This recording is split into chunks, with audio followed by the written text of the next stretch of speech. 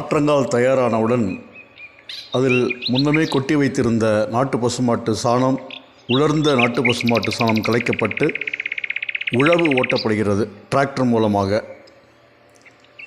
நாற்றங்கால் ஓட்டிய பிறகு பரம்பு என்று சொல்லக்கூடிய இது நிலத்தை சமன்படுத்துவதற்காக தண்ணீர் பாயவிடும் பொழுது சமமாக எல்லா பகுதிகளுக்கும் செல்ல வேண்டும் என்பதற்காக நுகத்தடியை வைத்து கொண்டு பரம்பு ஓட்டுகிறார்கள்.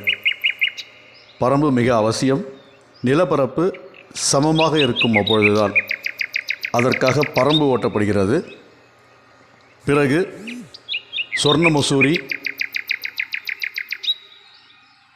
சேலம் சம்பா, குண்டு இந்த நெல் ரகங்கள் தூவப்படுகின்றது. நாற்றங்காலில் தூவப்பட்டு பிறகு சுமார் 8 நாட்கள் கழித்து 8 நாட்களுக்கு பிறகு நாற்றங்காலில் முளைப்பு தெரிகிறது. நெல் பயிரின் முளைப்பு நாற்றங்காலில் 8 நாட்களுக்கு பிறகு பச்சை கட்டி நிற்கின்றது. பிறகு நாற்றங்காலுக்கு வெல்லம், வாழைப்பழம், நாட்டு பசுமாட்டு கோமியம், நாட்டு பசுமாட்டு சாணம் இவற்றை கொண்டு அமிர்த கரைசல் உடன் பயத்தமாவு இவை சேர்க்கப்பட்டு அமிர்த கரைசல் தயாரிக்கப்பட்டு 2 நாட்கள் ஊற போட பிறகு நன்கு நொதித்து அதில் உள்ள நுண்ணுயிர்கள் பல்கி பெருகி இருக்கின்றது. இவற்றை நாம் நாற்றங்காலுக்கு கொண்டு சென்று கைத்தெளிப்பு மூலம் அவற்றை தெளித்து நாற்றங்காலை பலப்படுத்துகிறோம்.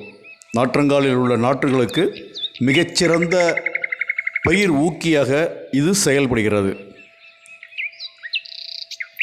சுமார் 10 நாளில் நாற்றங்காலில் வளர்ச்சி நன்கு இருக்கிறது.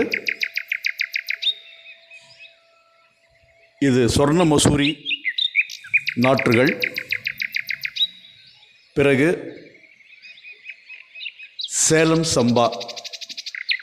சம்பா நாற்று, குண்டு என்று சொல்லக்கூடிய ரகம் நன்கு உள்ளது. குண்டு இந்த நெல் ரகம். இவை அனைத்திற்குமே நாம் அமிர்த கரைசல், ஜீவாமிர்தம், புண்ணாக்கு கரைசல், கடலை புண்ணாக்கு கரைசல் இவை மட்டுமே அளித்தோம். மீண்டும் நடவு வயலில் நடவு பொழுது சந்திப்போம். நன்றி.